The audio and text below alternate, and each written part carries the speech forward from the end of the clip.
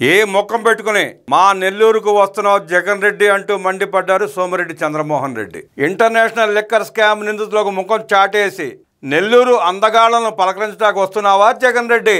విజయవాడ జైలుకు వెళితే liquor case నిందితులు వారి కుటుంబ సభ్యులు నిలదీస్తారని భయపడుతున్నావా అని టీడీపీ పొలిట్ బ్యూరో సభ్యులు సోమిరెడ్డి చంద్రమోహన్ రెడ్డి ప్రశ్నించారు. మీ అత్యాశ కారణంగా జైలుకు వెళ్లిన వారిని కనీసం పలకరించకపోవడం అన్యాయం కాదా?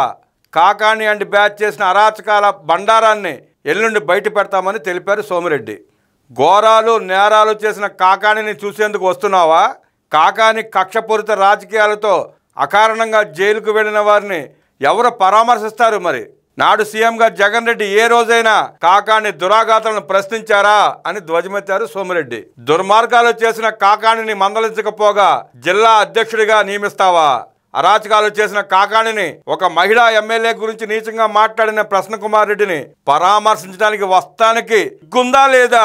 గతంలో చాలా దుర్మార్గంగా మాట్లాడిన వలభనేని వంశీని సైతం పరామర్శించి వచ్చావు. జాతీయ స్థాయిలో సంచలనం సృష్టిస్తున్న ఏపీ లిక్కర్ స్కామ్లో ఇప్పటివరకు 12 మంది అరెస్ట్ అయ్యారు. వీళ్ళందరూ జైలుకు పోవడానికి కారణం ఎవరు జగన్ రెడ్డి? నువ్వు కాదా? మొన్న మిథున్ రెడ్డి కంపెనీలో 5 కోట్ల లావాదేవీలు, నిన్న శంషాబాద్ సమీపంలో ఓ ఫామ్ హౌస్లో 12 పెట్టెల్లో 11 కోట్ల రూపాయలు బయటపడ్డాయి. దుబాయ్ కేంద్రంగా నేషనల్ ఇంటర్నేషనల్ స్థాయిలో రూటింగ్ జరిగింది.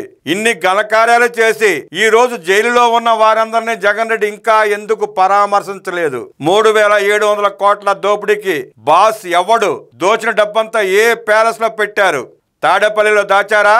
పులివెందులలో భద్రపరిచారా? లేక ఇడుపులపాయలో భద్రంగా పెట్టారా అంటూ ప్రశ్నించారు సోమిరెడ్డి. ఇన్ని పాపాలు చేసి ఇప్పుడు తగునమ్మా అంటూ పరామర్శల పేరుతో రాజకీయాలు చేస్తావా అంటూ ధ్వజమెత్తారు. రాజకీయ చైతన్యానికి మారు పేరైన నెల్లూరు జిల్లాలో చెత్త రాజకీయాలు చేసి భ్రష్టు పట్టించిన ఘనత వైసీపీ నాయకులదేనని సోమిరెడ్డి చంద్రమోహన్ రెడ్డి మండిపడ్డారు.